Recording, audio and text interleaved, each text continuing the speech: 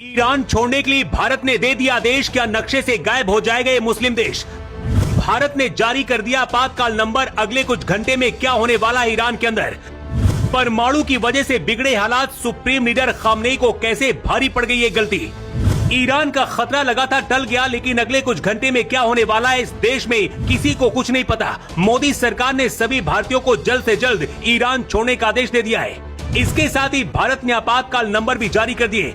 एक महीने पहले तक ईरान के सुप्रीम लीडर खामनेई के खिलाफ प्रदर्शन चल रहा था। अमेरिका ने अपने युद्धपोत भी ईरान की तरफ भेज दिए थे, लेकिन फिर हालात बदल गए। ऐसा लगा जैसे सब कुछ ठीक हो जाएगा, लेकिन सुप्रीम लीडर खामनेई की एक जिद और परमाणु ठिकानों को लेकर शुरू हुआ विवाद अब पूरे ईरान को खतरे में डाल दिया है। ईरान में रहने वाले भारतीयों के लिए भारत ने भी एडवाइजरी जारी कर दी है। भारत ने कहा है कि ईरान में मौजूद सभी भारतीय छात्र, तीर्थयात्री, व्यवसायी और पर्यटक किसी भी तरह जल्द से जल्द ईरान छोड़कर बाहर निकले। इसके साथ ही कहा गया है कि वे विरोध प्रदर्शन वाली जगहों से दूर रहें, अपने पासपोर्ट और पहचान पत्र तैयार रखें और भारतीय दूतावास के संपर्क में रहें ताकि हालात बिगड़ने पर मदद की जा सके।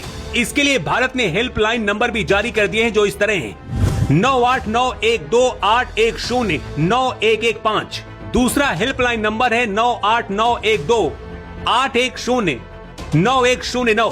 पाकिस्तान पहले ईरान के साथ गद्दारी कर चुका है। ईरान भारत की तरफ देख रहा है, लेकिन भारत ईरान को बचाने के लिए क्या करेगा, उससे पहले ऐसे हालात क्यों बने उसकी वजह जान लीजिए।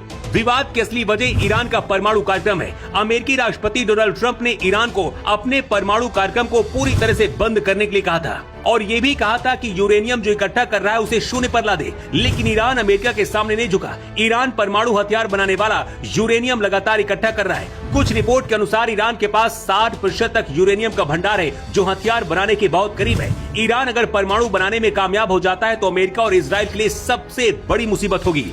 अमेरिका चाहता है कि ईरान न केवल अपना परमाणु कार्यक्रम छोड़े, बल्कि मध्य पूर्व में अपने प्रॉक्सी समूह जैसे कि हिजबुल्लाह और हुतियों को समर्थन देना भी बंद करे और अपने बैलिस्टिक मिसाइल कार्यक्रम पर रोक लगा दे। लेकिन सुप्रीम लीडर खामनेई अमेरिका को चुनौती दे रहे हैं।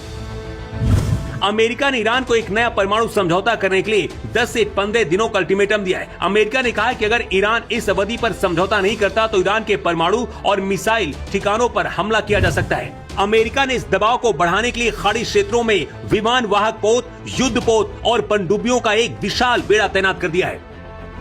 ऐसा दावा है कि अमेरिका ने गुप्त तरीके से भारत को ईरान में अटैक से पहले जानकारी देकर कहा है कि जल्दी से जल्दी अपने नागरिकों को वहां से निकालिए। इसके बाद भारत ने ईरान छोड़ने का आदेश दिया।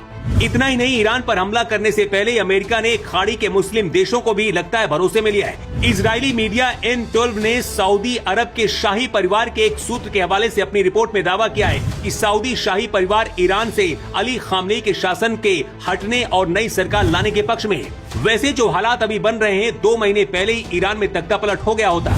उस दौरान ईरान की जनता सड़कों पर थी। अमेरिका ने मदद करने का वादा किया था, लेकिन ईरान के लोग मरते रहे और अमेरिका सिर्फ आश्वासन देता रहा, जिसके बाद आंदोलन को खामनेई सरकार ने दबा दिया। अमेरिका अगर ईरान में अब घुसता है तो शायद पहले की तरह वहां के लोगों का समर्थन नहीं मिलेगा।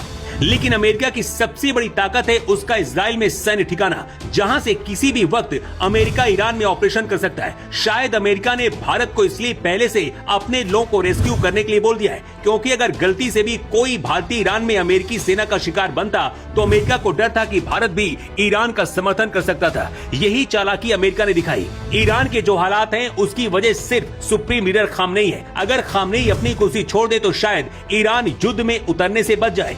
ईरान पहले से महंगाई और गरीबी से लड़ रहा है। अगर अमेरिका से युद्ध लड़ने के लिए उतरा तो दुनिया से एक मुस्लिम देश भी कम हो सकता है। वैसे आपको क्या लगता है, क्या भारत को ईरान की मदद करनी चाहिए? अपनी राय दें। Bureau report.